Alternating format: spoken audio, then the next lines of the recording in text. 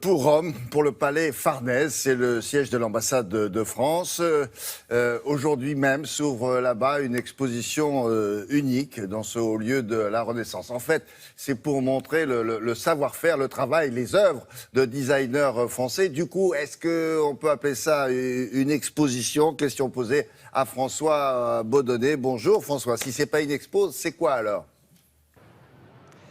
Oui, bonjour William. Alors effectivement, ce n'est pas une exposition. Le terme exact, c'est un ameublement. Alors en fait, c'est un double clin d'œil. D'abord, c'est un clin d'œil qui est fait par la France aux Italiens. Vous savez que l'Italie est très forte en matière de mobilier. Et bien là, l'ambassade de France a voulu montrer qu'il y a des créateurs français contemporains qui sont également très bons. Et puis ce deuxième clin d'œil, c'est un clin d'œil historique. Le palais Farnèse, c'est un palais Renaissance. Et là, il y a donc des meubles modernes dans cet endroit qui est très classique.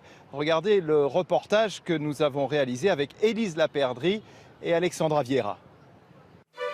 Entrer dans le palais Farnèse, c'est plonger dans 500 ans d'histoire. Une demeure Renaissance construite pour un pape, Alexandre Farnèse. Aujourd'hui, il est l'un des plus beaux palais de Rome.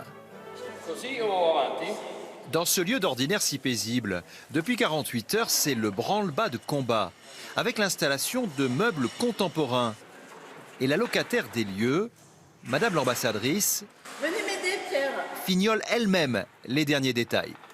Elle est magnifique. Et avec la lumière qui met vraiment en valeur tout ce côté bleuté qu'on ne voit pas tout de suite, ça trouve superbe. Une belle construction.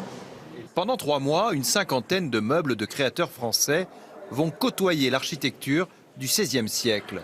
Des tables, des divans, des consoles, sous les 8 mètres de plafond des galeries du palais Farnèse.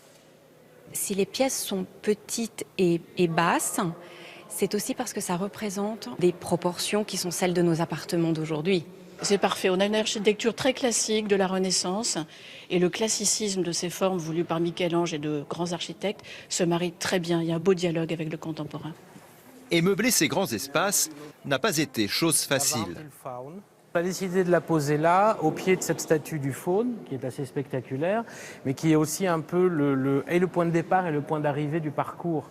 Et qu'on ait quelque chose de à la fois très horizontal et fort, avec cette verticalité antique. Alors, andiamo così. Ce sont des fauteuils de Jean Nouvel. Alors, on a eu un peu une surprise parce qu'on les a pris cuir naturel, justement, pour matcher avec ça. Ils sont arrivés en noir. On a les pieds noirs, on a les noirs. Bon, on va voir ce que ça donne. Finalement, l'osmose finit par se produire. Cette alliance du contemporain et du classique est visible au palais Farnèse jusqu'à la fin du mois de septembre. Bon, est-ce que si jamais on passe par là, on peut voir ces œuvres au palais Farnèse? Comment on peut faire, François? Alors oui, l'ambassade de France, c'est un lieu de travail, donc on peut la visiter, on peut aller au palais Farnèse, mais pas très facilement, je dirais que ça se mérite. Il faut aller sur un site internet qui s'appelle inventerrome.com et là vous pouvez réserver votre visite guidée, il y en a 9 par semaine. Et puis cette exposition, cet ameublement sera particulièrement visible lors des journées du patrimoine qui auront lieu à la mi-septembre. Et que nous suivrons, bien sûr. Merci François. À plus tard.